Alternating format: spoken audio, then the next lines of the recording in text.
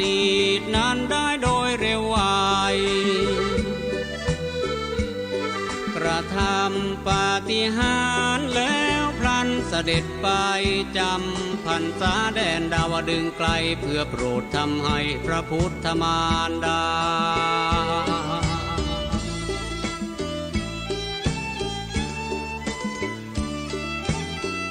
ดำริแล้วองค์พระพุทธังเสด็จลุกจากรัตนบัลลังก์อันตั้งเหนือยอดคันธพฤกษา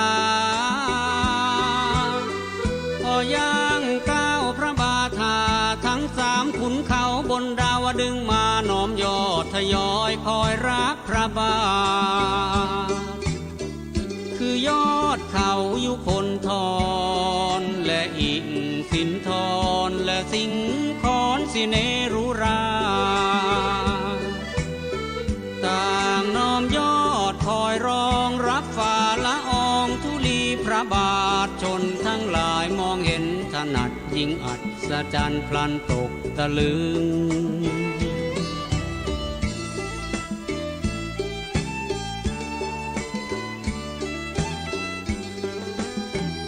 เสด็จดำเนินนั้นเพียง3 ก้าว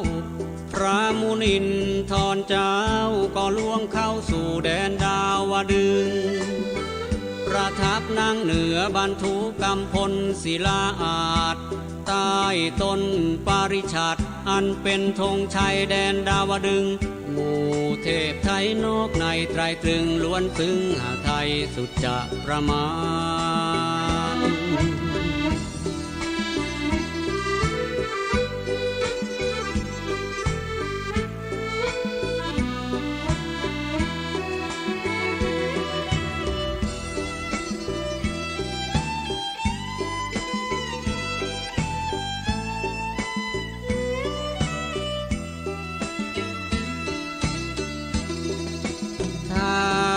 สักกะ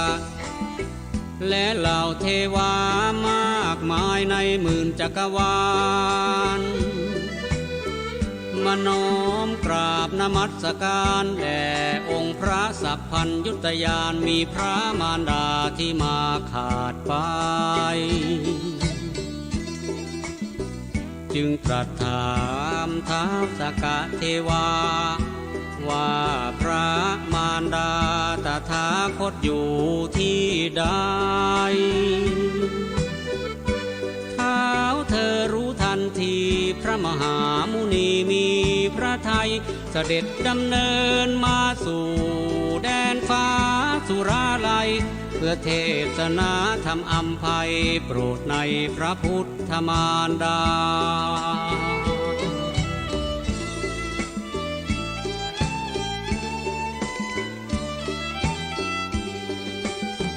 องค์อมรินทร์ดำริพลันเสด็จสู่วิมานพระสิริมหามายาอันพระองค์ทรงสถิตชั้นดุสิตเทวาแล้วทูลอัญเชิญเสด็จสู่ดาวดึงดังกล่าวมาฝ่ายพระพุทธมารดาปิติปรีดารีบเสด็จไป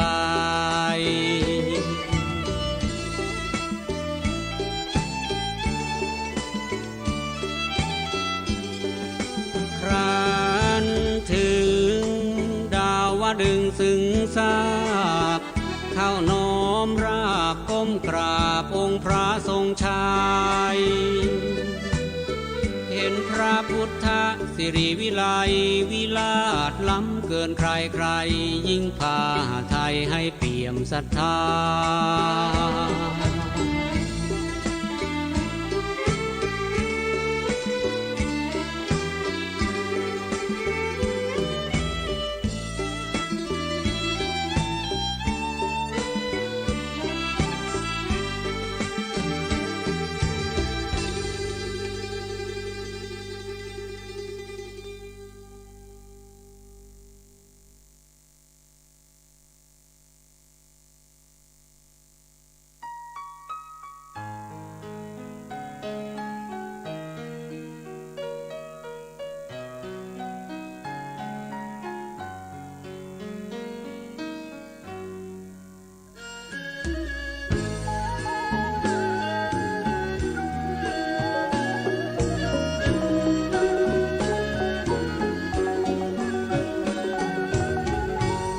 สมเด็จพระโพธิญาณมีพระทัยอันที่จะสนอง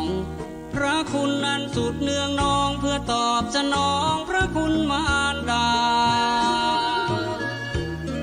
พระธรรมได้หนอจะพอเทียมเท่าคุณค่า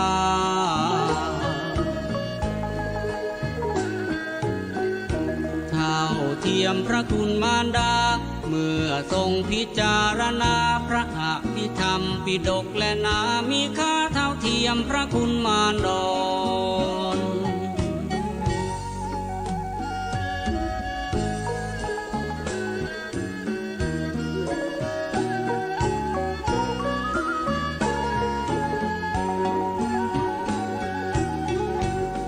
ทรงกวักพระหัตถ์ตรัสเรียกซึ่งพระพุทธชนนีจงเข้ามาที่นี่เถิดนาอย่าพังลาจรตถาคตจะได้ใช้ค่าน้ำนมและข้าวปอนแต่พระคุณพระมารดอนที่ทรงเลี้ยงดูอาทรทุกชาติมิขาดตอนพระคุณมารดอนยิ่งใหญ่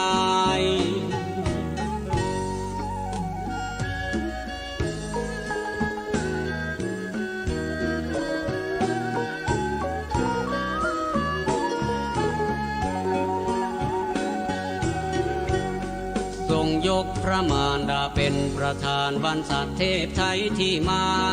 แล้วตรัสพระเทศนาอภิธรรม7 คำพีช่วยชี้ทำให้เริ่มตั้งแต่สังคีนีจนถึงมหาปัฏฐานเรื่อยไป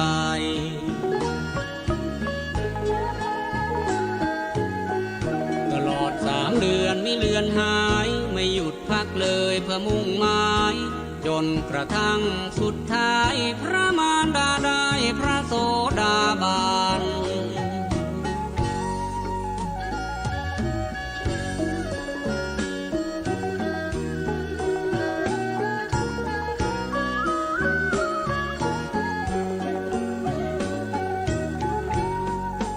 ทรงเนรมิต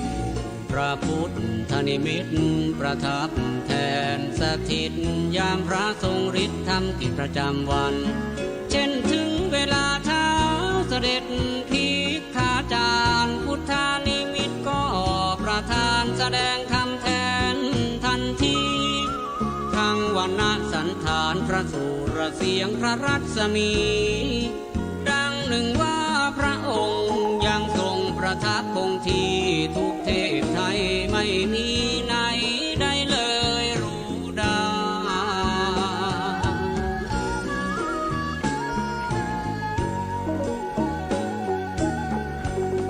ฝ่ายว่ามหาชนที่รวมพลนับปัตภีนับแต่องค์พระชินสีห์ลอยลับเมฆที่หายไป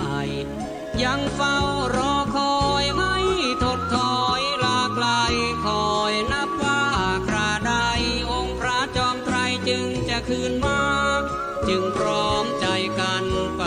ไต่ถามพระโมคคัลลาว่าพระผู้ทรงชัยหายไปในห่วงนภาบัดนี้องค์พระสัมมาเสด็จประทับอยู่ณที่ใด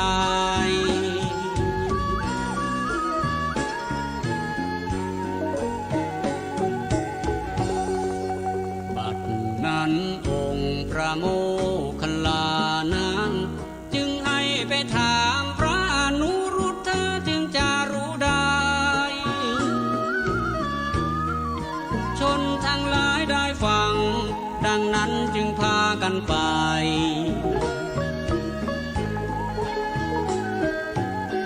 ถามพระอนุรุทธะดังหมายให้รู้แจ้งหมดความแคลงใจพระคุณเจ้าบอกว่าพระทรงชัยจำพรรษาในแดนดาวดึงส์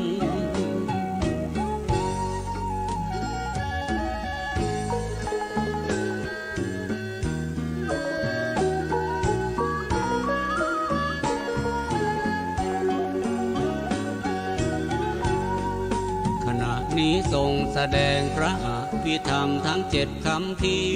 โปร รดพระพุทธชนนีทั้ง3 เดือนนี้นาทีไตรตรึงพอออกพรรษาจึงลาจากฟ้าแดนดาวดึงส์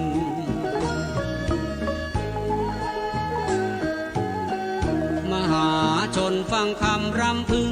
ว่าจะคอยจนกว่าจะถึงวันที่พระองค์ลงจากดาวดึงส์ได้เห็นได้พบได้เคารพดังใจข้าหนึ่งแล้วจึงจะจรจากไป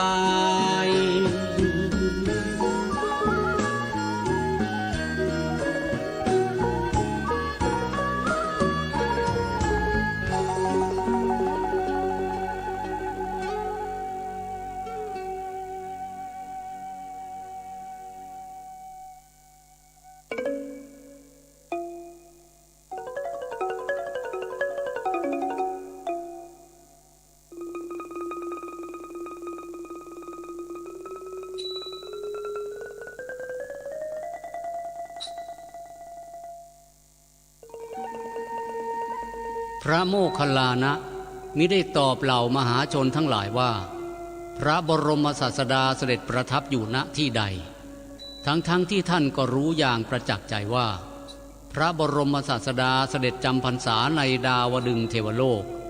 ก็เนื่องจากว่าท่านเป็นผู้มีอัธยาศัยเอื้อเฟื้อเผื่อแผ่กว้างไกลมีวิสัยทัศน์หวังจะให้คุณานุภาพของผู้อื่นปรากฏชัดแก่มหาชนพุทธบริษัททั้งหลายที่กระหายใครจะรู้องค์พระสัพพัญญูประทับอยู่ณที่ใดท่านจึงให้ไปถามไถ่จากพระอนุรุทธะเถระเจ้าแท้จริงก่อนที่พระบรมศาสดาเสด็จขึ้นไปเทวโลกก็ทรงทราบเหตุการณ์นี้ดีอยู่แล้วฉะนั้นจึงได้ตรัสสั่งแก่พระโมคคัลลานะ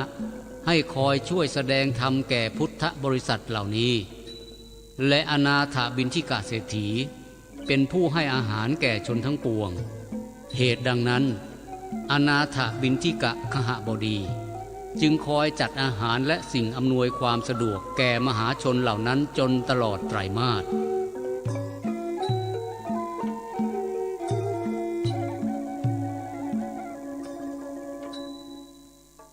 ครั้นอีก7 วันจะถึงปวารณาออกพรรษามหาชนก็พากันไปหาพระโมคคัลลานะกราบเรียนถามท่านว่าพระบรมศาสดาจะเสด็จลงจากดาวดึงส์ณที่ใดและวันไหนกันแน่หากข้าพเจ้าทั้งหลายมิได้เห็นพระผู้มีพระภาคเจ้าแล้วจะไม่ยอมไปจากที่นี่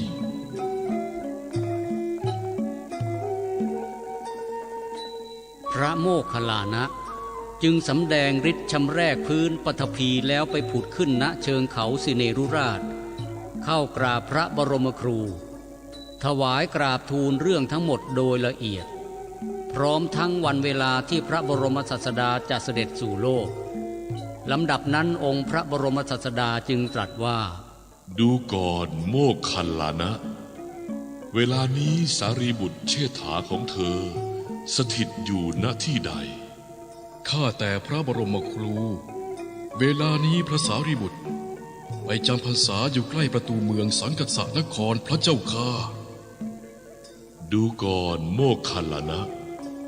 ตอนนี้ไปอีก7 วันจะถึงวันมหาปวารณา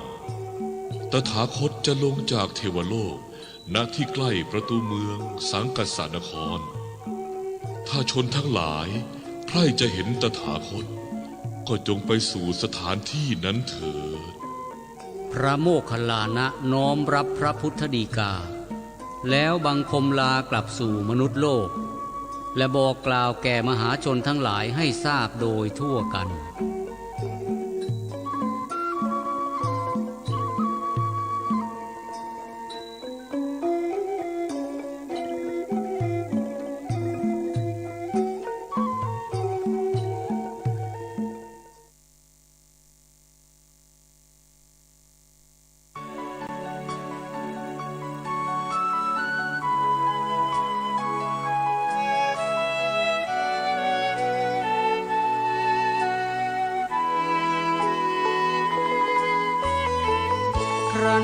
อน11ขึ้น15ค่ำล่วงล้ำเข้ามา องค์สมเด็จพระศาสดาทรงประวารณาพรรษาแล้วสิ้นพระองค์จึงตรัสแก่องค์อมรินทร์ตถาคตจะกลับสู่แดนดินมนุษย์โลกวันนี้ องค์อมรินทร์ได้ยินจึงได้เนรมิตบันไดทิพย์อันวิไลทั้ง3ทันที คือบันไดทองบันไดแก้วและเงินรุจีเพื่อถวายองค์พระมุนีเสด็จจรลีลงสู่โลกา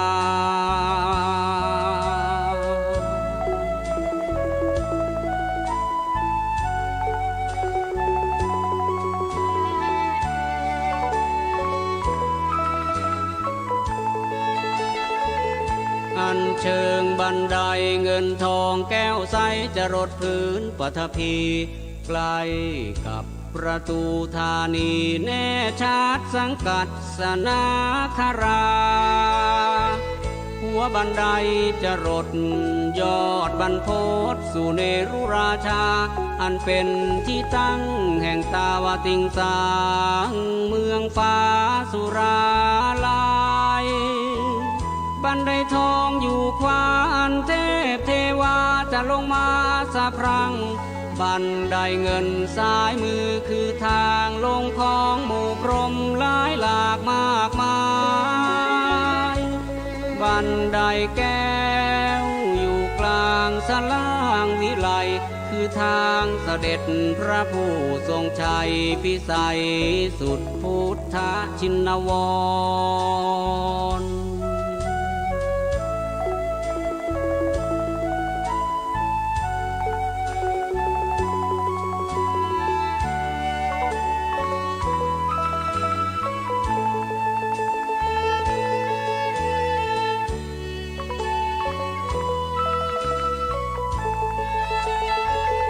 พระสัพพันยูอยู่เหนือยอดเขาสิเน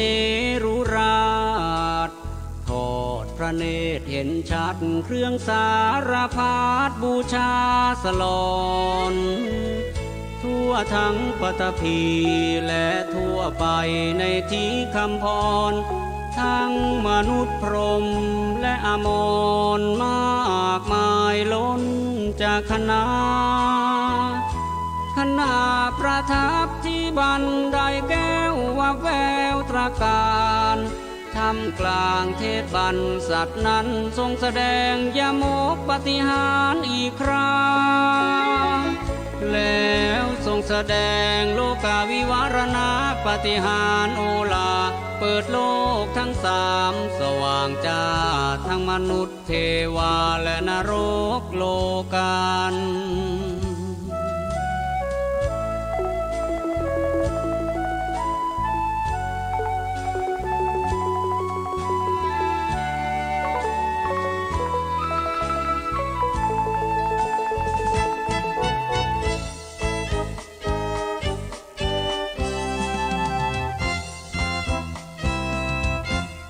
มนุษย์ได้มองเห็นภูมินรกหมกไหมอันคนบาปทั้งหลายได้รับโทษทันเห็นเทพพรหมน้อยใหญ่ในวิมานสุขสำราญไม่เว้นวันคืน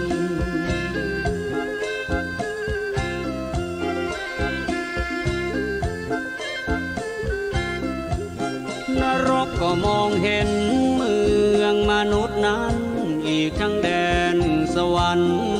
อันสดชื่นเข็ดหลาบสาบนรกไม่หมกสุดจะฝืนอยากขึ้นสวรรค์แต่บาปนั้นตรึงตรา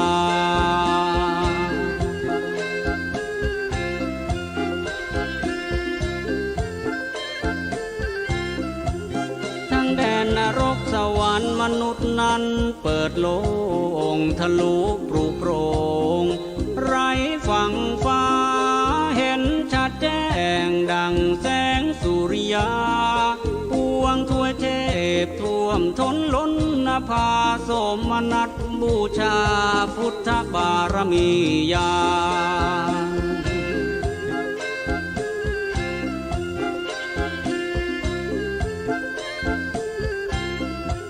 พระพุทธองค์ทรงเยื้องยุรยาทคอยลีลาดลงบันไดแก้วแพรวพันเทพทั้งหลายในหมื่นจักรวาลมีองค์อมรินทร์นั้นเป็นประธานอุ้มบาทพระโพธิญาณลงบันไดทอง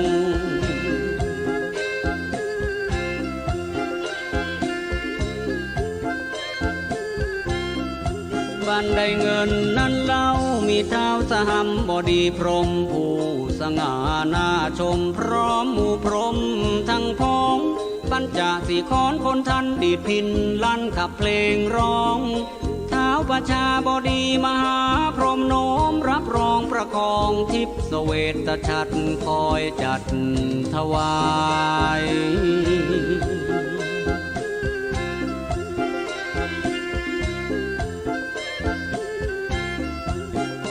สันตุสิทธิ์แหล่งสุยามเทวราชทรงทิพย์จมรวาดพายพัดทางขวาซ้ายเมื่อพระพุทธองค์เสด็จลงถึงเชิงบันไดมหาชนทั้งหลายได้แส่ซองสาธุกา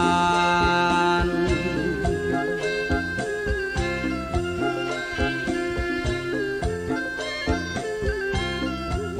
พระพุทธชินสีสิริราศีสัพพโสภาคทั้งสามโลกยากหากเทียบเปรียบปานแม้พระสารีบุตรยังยินดีสุดประมาณ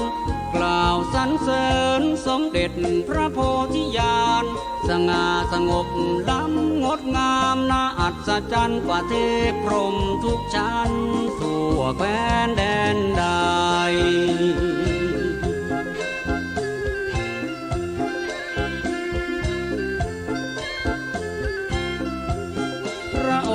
ทรงแสดงพระธรรมโปรดพุทธ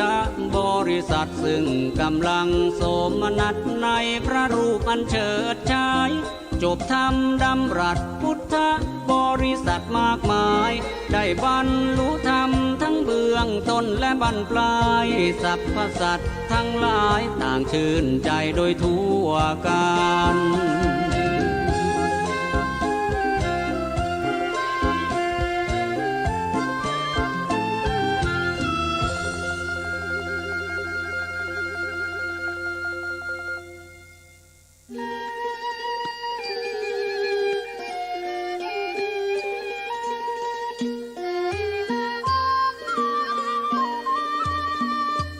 นับแต่แดนสัตว์นรกอเวจีมาจนถึงภูมิภาคปฐพีขึ้นไปที่แดนสวรรค์จนถึงชั้นภวคพรหม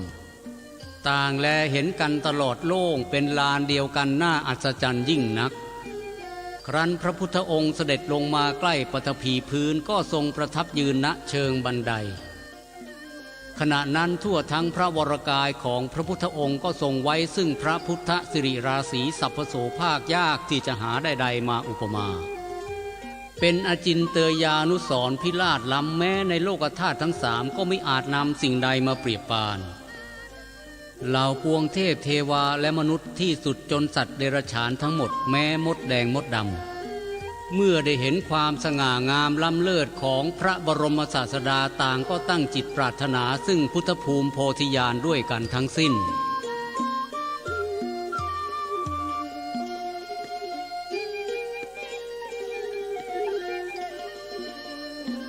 และเชิงบันไดทั้งสามอันอยู่ใกล้เมืองสังกัดสนครนั้นก็มีนามว่าอาจละเจดีย์ฝ่ายพระธรรมเสนาบดีสารีบุตรก็เข้ามาน้อมถวายอัญชลีองค์พระชินสีบรมโลกนาถพระพุทธองค์ทรงแสดงพระธรรมเทศนาแก่เหล่าเทวาและมนุษย์พุทธบริษัทเมื่อจบพระสัทธรรมเทศนาอันว่าบรรษัททั้งหลายต่างได้บรรลุมรรคผลนับคำนวณได้30 โกฏส่วนภิกษุ500 รูปซึ่งเป็นสิทธิ์ของสัตธิวิหาริกของพระสารีบุตร ได้บรรลุพระอรหันต์ทั้งหมด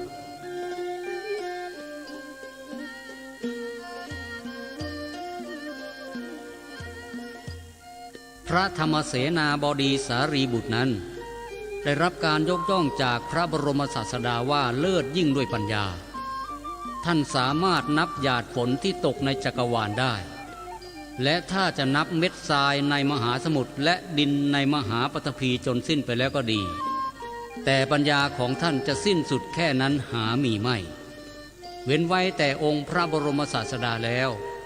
บุคคลอื่นจะมีปัญญาเสมอพระสารีบุตรเจ้านั้นย่อมไม่มีเป็นแน่แท้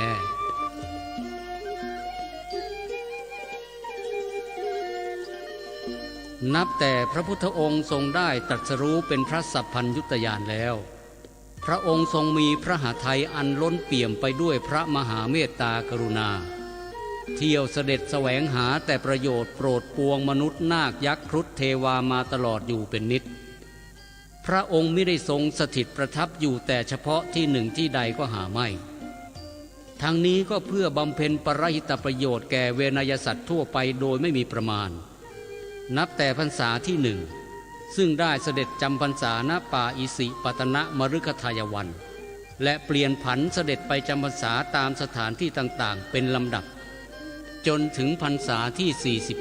45อันเป็นพรรษาสุดท้ายซึ่งในพรรษาสุดท้ายนั้นทรงจำพรรษาอยู่ที่หมู่บ้านเวลุวคามเมืองเวสาลีสิริรวมพระชนมายุได้80พรรษาและภายในพรรษาสุดท้ายนั้นพระองค์ทรงอาพาธอย่างหนักครั้งหนึ่งแต่ทรงเยียวยาพระโรคาของพระองค์ให้ระงับดับลงด้วยโอสถคือสมาบัติครั้นออกพรรษาทรงกระทำปวารณาแล้วได้ตรัสกับพระสารีบุตรว่าดูก่อนสารีบุตรนับแต่นี้ไปอีกในไม่ช้าเราผู้ตถาคตก็จักปรินิพพานมาเถิดสารีบุตรเราจะไปสู่เมืองสาวัตถีพระสารีบุตรน้อมรับพระพุทธบัญชาและออกมาบอกกล่าวแก่พระสาวกทั้งหลายให้เตรียมการไว้เพื่อตามเสด็จพระบรมศาสดาครั้นได้เวลาพระพุทธองค์ก็ทรงเสด็จนำหมู่สงฆ์สาวกทั้งหลายจนถึงเมืองสาวัตถีโดยเสด็จเข้าประทับที่เชตวันมหาวิหาร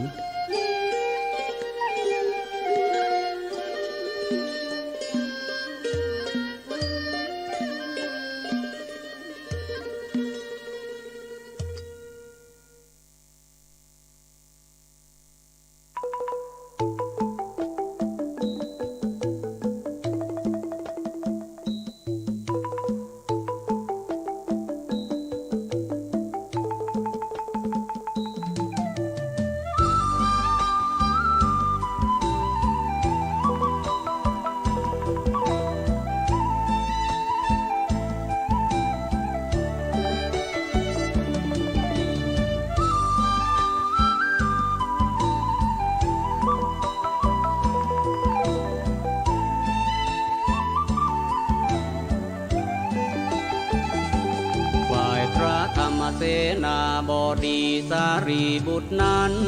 ถวายวัดปฏิบัติพระภักวันเสร็จแล้วท่านก็กราบลามาสู่กุฏิอันเป็นที่อยู่ของตนแต่ก่อนมาแล้วนั่งเข้าสมาบัติแนวออกจากสมาบัติแล้วตั้งจิตพิจารณาประเพณีโบราณนั้นนับเนื่องนานผ่านมาพระอัคครสาวกหรือองค์พระศาสดาใครหนอนิพพานก่อนกันนั้นนาพิจารณารู้ได้ทันที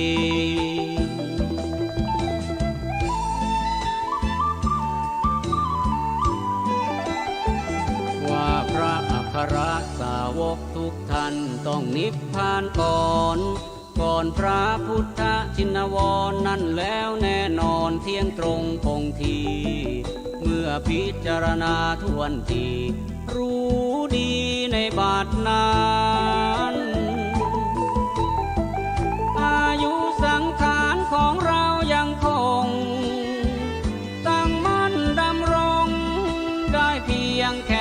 วันดำริต่อไปว่าหน้าที่ใดควรไปนิพพานครั้นตรองตรึกนึกอยู่นานที่ควรนิพพานคือบ้านมารดา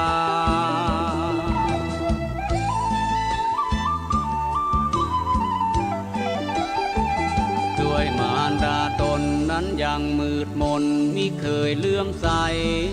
ในคุณพระรัตนตรัยแต่ไหนแต่ไรทุกการนานมานิสัยมักผลมารดาของเราจะมีบางไหม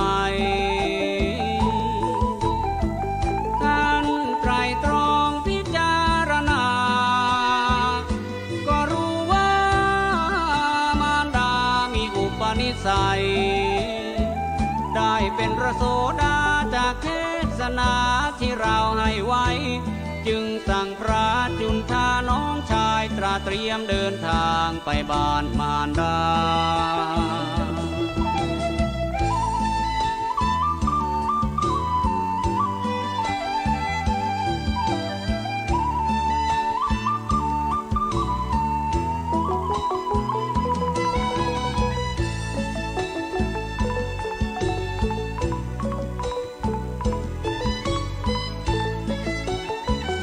พระจุนทะจึงจัดแจงข่าวแก่ภิกษุสงฆ์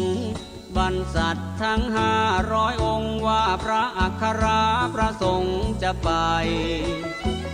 บ้านนาลันทาเยี่ยมเยือนมารดาอันอยู่แดนไกลครั้นพระสารีบุตรได้เห็นพร้อมเพรียงกันท่านจึงนำหน้า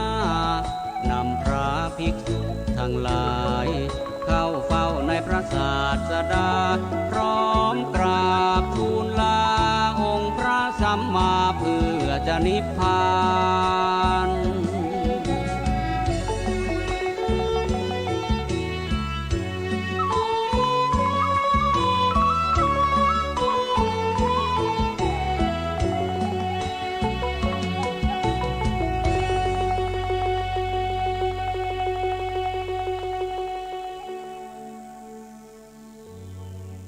ดูก่อนสารีบุตร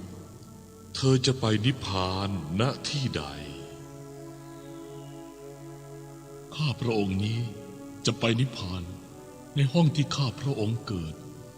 ณเรือนมารดาของข้าพระองค์พระเจ้าค่ะถ้าเช่นนั้นเธอจงกำหนดการนั้นโดยควรเถิดบรรดาภิกษุทั้งหลายรุ่นน้องๆของเธอจะได้เห็นพี่ชายดุจเธอนั้นหาได้ยากยิ่งนักเธอจงแสดงธรรมแก่ภิกษุน้องๆของเธอเพื่อเตือนใจเก็บไว้เป็นที่ตั้งแห่งความระลึกถึงสำหรับน้องๆของเธอตลอดไปเถิด เมื่อพระเถระเจ้าได้รับพุทธประทานโอกาสเช่นนั้นแล้วจึงสำแดงปาฏิหาริย์ทะยานเหาะขึ้นไปบนอากาศสูงประมาณชั่วลำตาลหนึ่งแล้วกลับลงมาถวายนมัสการพระบรมศาสดาครั้งหนึ่งครั้งที่สองเหาะสูงขึ้นไปได้2 ชั่วลำตาลและครั้งที่3ที่4ที่5ที่6ที่7ชั่วลำตาลตามลำดับทุกครั้งท่านกลับลงมาถวายนมัสการพระบรมศาสดาทุกครั้งรวม7 ครั้งแล้วเหาะลอยอยู่บนอากาศแสดงธรรมแก่ภิกษุทั้งหลายขณะนั้นชาวเมืองสาวัตถีก็ได้มาสโมสรสันนิบาตอยู่ด้วยเป็นจำนวนมากเสร็จแล้วพระเถระเจ้าก็ลงมาจากอากาศน้อมถวายอภิวาทบังคมลาพระศาสดาคลานถอยออกจากพระคันธกุฎี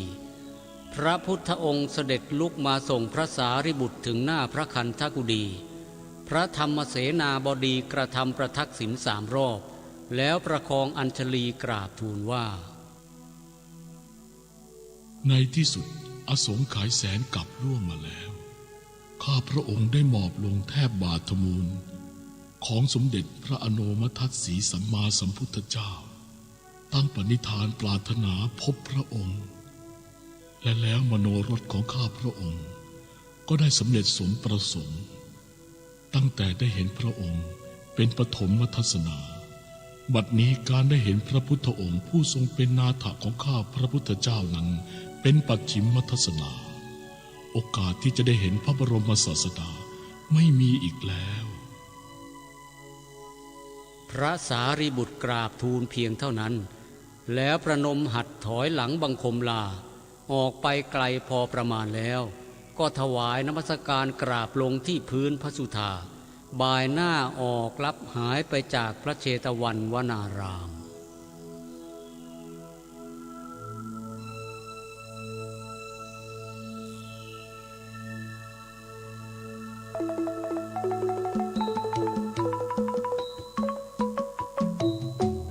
เมื่อเสร็จทุกสิ่งทุกอย่างดังหมาย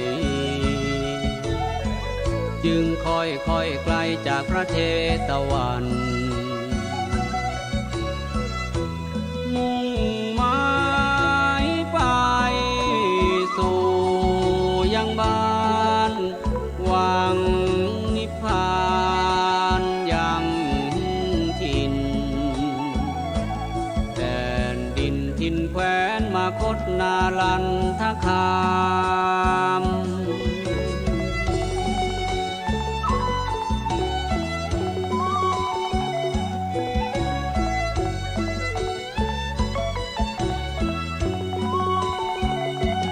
วันที่7พระเถระเจ้าเข้าถึงที่หมายในเพลาสายันสมัยพักอยู่ใต้ร่มไม้ไทรใหญ่งามเห็นหลานชายชื่ออุปเรวัตมาท่านจึงไต่ถามว่ายายของเจ้ายามนี้เล่าอยู่ที่ไหนจงได้บอกมาหลานชายบอกว่าท่านยายอยู่ภายในแห่งเคหางั้นจงไปบอกยายว่าเรานี้ได้มาเยี่ยมเยือนเรือนชาน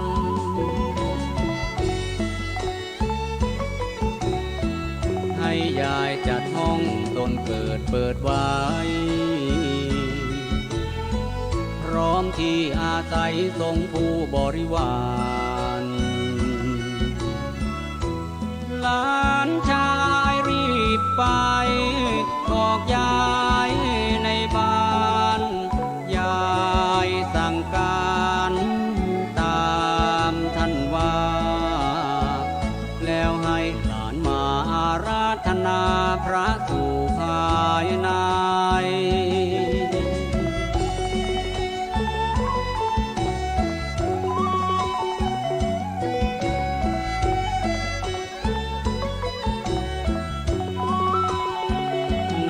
พระมณีมารดาพระสารีบุตรนั้นนา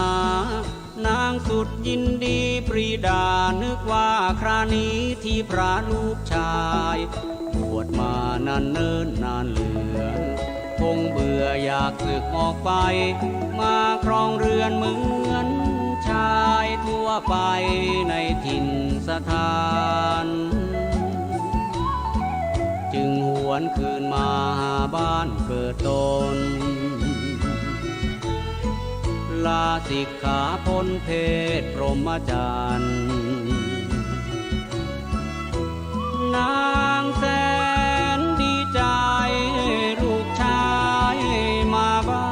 นอยู่ร่วมชายคาเดียวกันนางแสนสรานยิ่งในฤทัย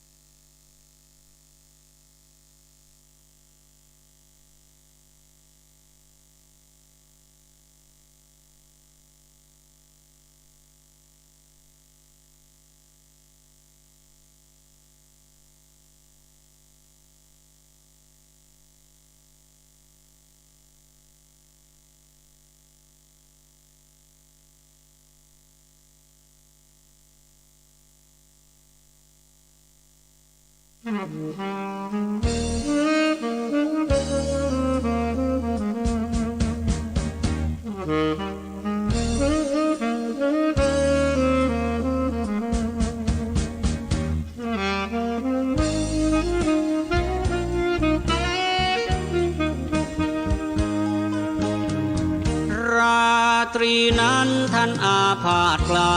โรคเข้ารุมสุมในกายาดังฐานไฟไม่ซ้ำตามมาตลอดเวลาไม่มีคลี่คลายทั้งถ่ายและอาเจียนเป็นโลหิตไม่มีเปลี่ยนวนเวียนอยู่ไม่หายจะเจ็บป่วยหนักสักเพียงใดถ้าว่าใจของท่านมิได้ป่วยตาม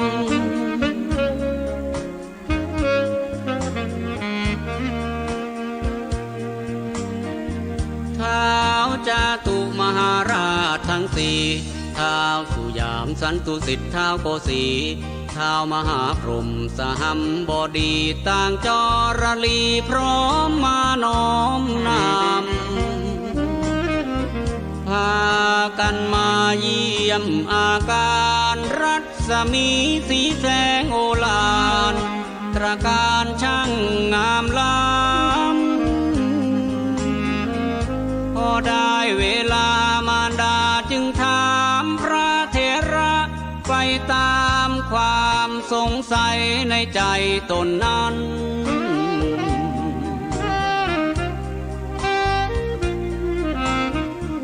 ว่าเหล่าบุคคลนั้นคือใครท่านมาจากไหนสงสัยงงงันดูช่างงดงามเลิศล้ำเกินคนที่ได้เคยยนอยู่ทุกคืนวันพระเถระจึงตอบโดยพลันให้โยมมารดานั้นได้เข้าใจ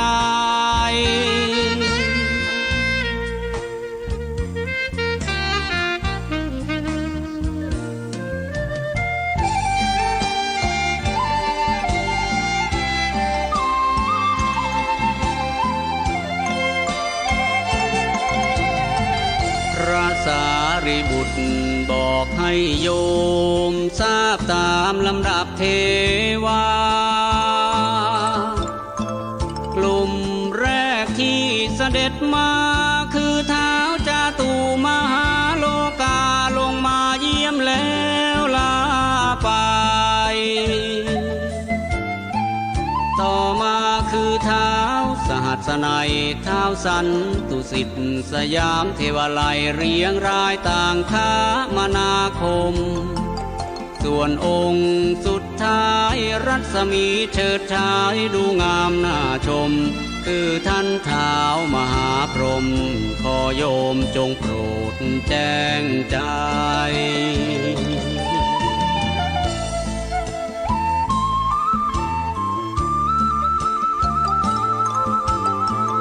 นางสารีพรามณีได้ฟัง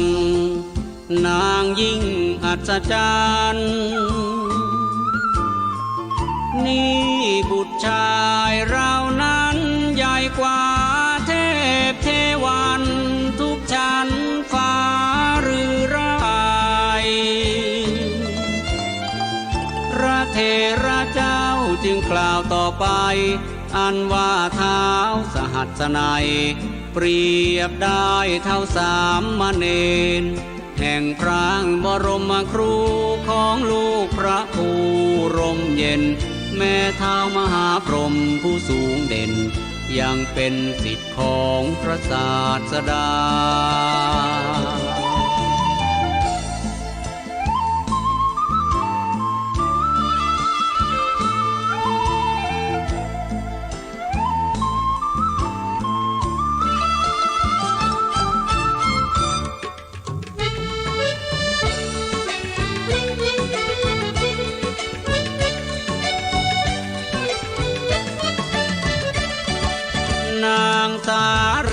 พรามณีฟังคำบุตรชาย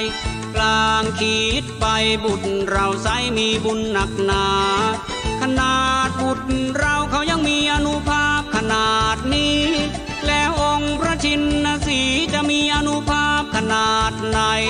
เลิศล้ำเพียงใดยิ่งคิดไปยิ่งศรัทธาปิติทั้งห้าปรากฏมาทั่วสกลกาย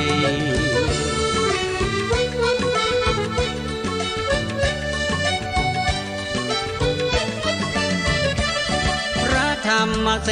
นาบดีสารีบุตรนั้นสังเกตการมารดานั้นเริ่มเลื่อมใส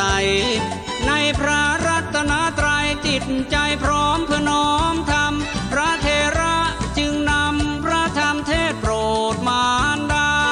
ได้ผลทันตามารดาได้พระโสดาบันทดแทนพระคุณอันยิ่งใหญ่อนันต์ทันเวลา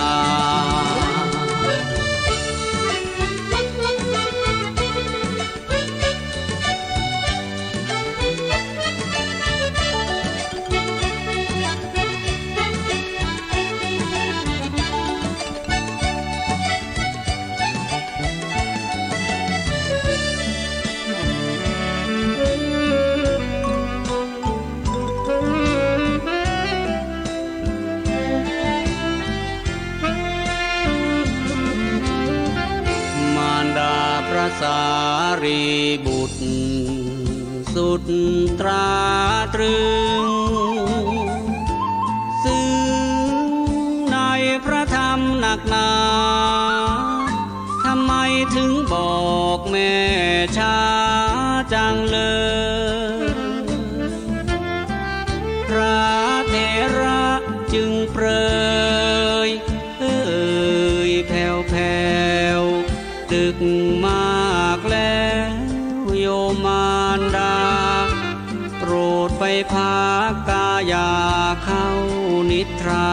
หลับนอนโยมแม่จงพักผ่อนนอนให้หลับสบาย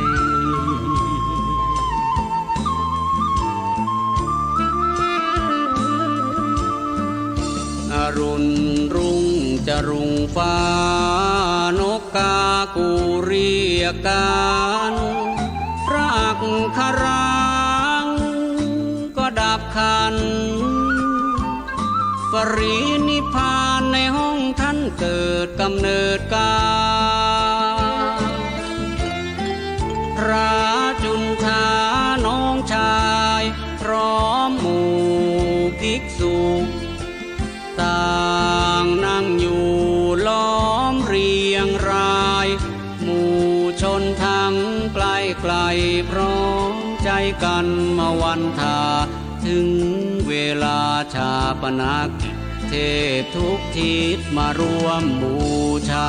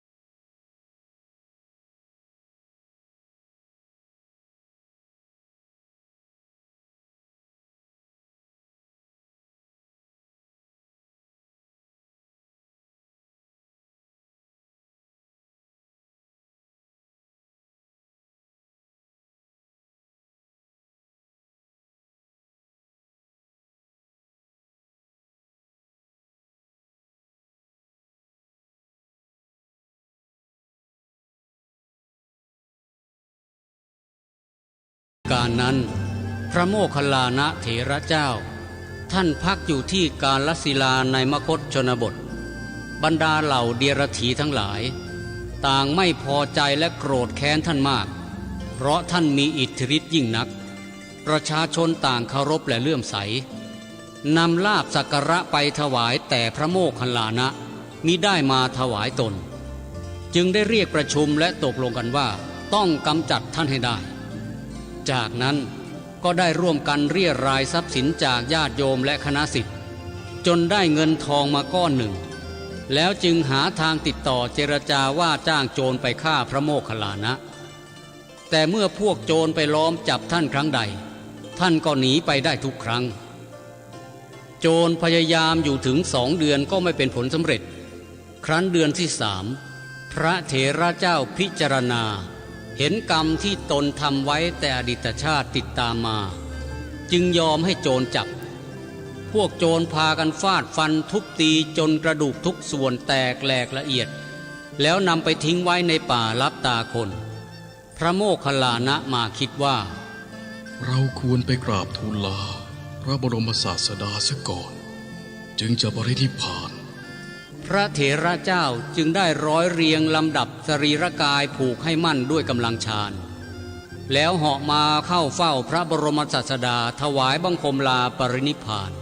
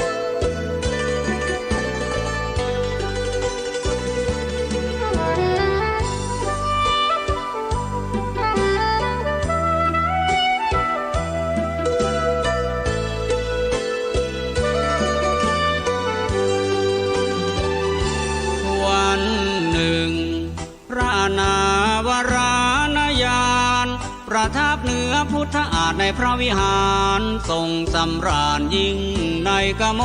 ลดูเรืองรองผ่องใสทั้งกายสกลพระฉับพันรังสีหลากล้นองค์พระทศพลบ่อพิษพันพรายครูหนึ่งพระอานนท์เถระเจ้าเข้ามานมัสการแล้วกราบทูลว่าข้าพระองค์ได้เห็นประจักษ์ใจยามพระองค์ทรงผาสุขพระวรกายและอดทนมิได้หวั่นไหวเมื่อโรคาร้ายเข้ามาราวี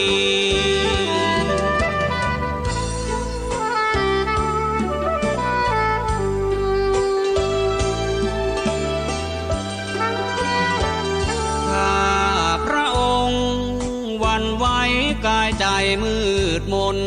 คราใดที่พระโทศพลประชวนแทบชนชีพสิ้นอินทรีย์ดังเสมือนโรคตามย่ำยีในกายข้าพระองค์นี้ให้ทุกข์ทวีจนแยกแหลกรานแต่ข้าพระองค์ยังคงอุ่นใจพระพุทธรัตน์ยังมิตรัสคำใดปรารภในหมู่วงสงฆ์นั้นจึงคาดหวังว่าพระโพธิญาณจักยังไม่ด่วนดับขันปรินิพพานเ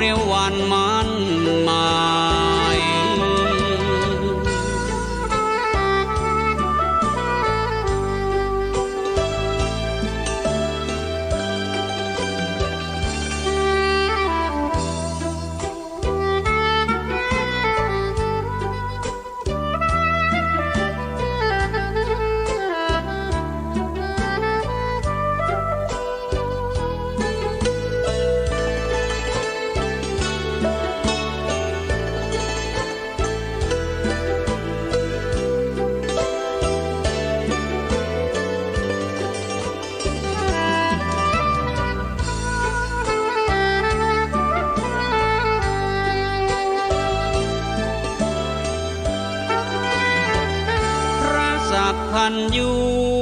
ตรัสว่าดูก่อนอานนท์จะหวังอะไรในพระทศพลให้ดวงกมลกังวลอยู่ไม่หายธรรมที่ตถาคตย้ำบรรยายเปิดเผยไม่มีนอกในนั่นควรหวังไว้ในทุกสถานกายของเราดังเกวียนที่เก่าหนักหนาที่เขาเอาไม้ไผ่มาผูกประนาบกาบกาพึ่งพาไปวันเราได้อาศัยแต่สมาธิฌานก็ได้พยุงสังขารค่อยพอสำราญปัญจอินทรีย์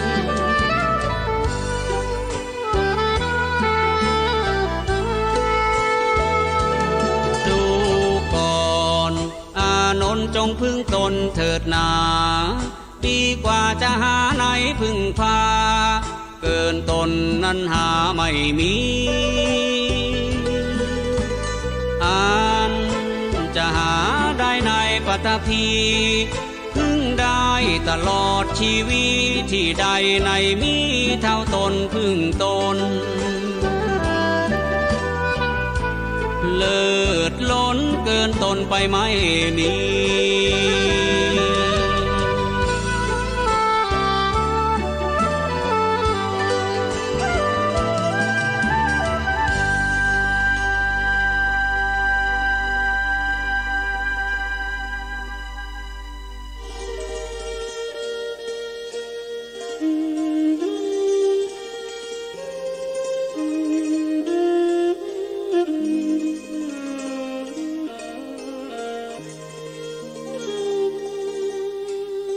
ดูก่อนอานนท์ภิกษุสงฆ์จะมาหวังอะไรในตัวเราอีก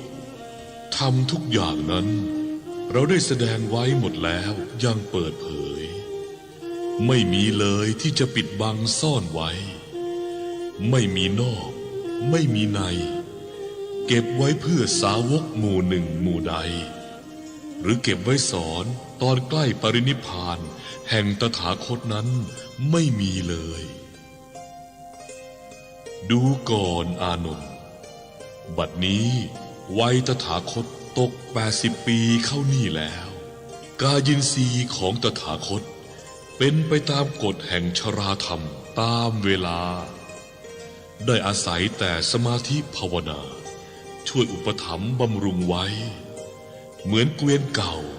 ได้อาศัยไม้ไผ่ผูกขนาบคาบค้ำไว้พออาศัยไปวันๆเธอจงมีธรรมเป็นที่เกาะที่พึ่งเถิดอานนท์และเอาตนของตน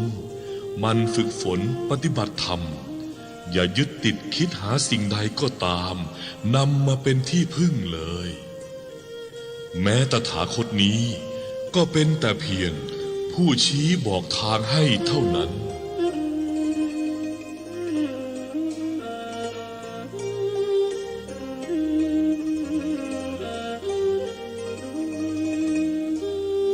สมเด็จพระผู้มีพระภาคเจ้าตรัสพระสัทธรรมเทศนา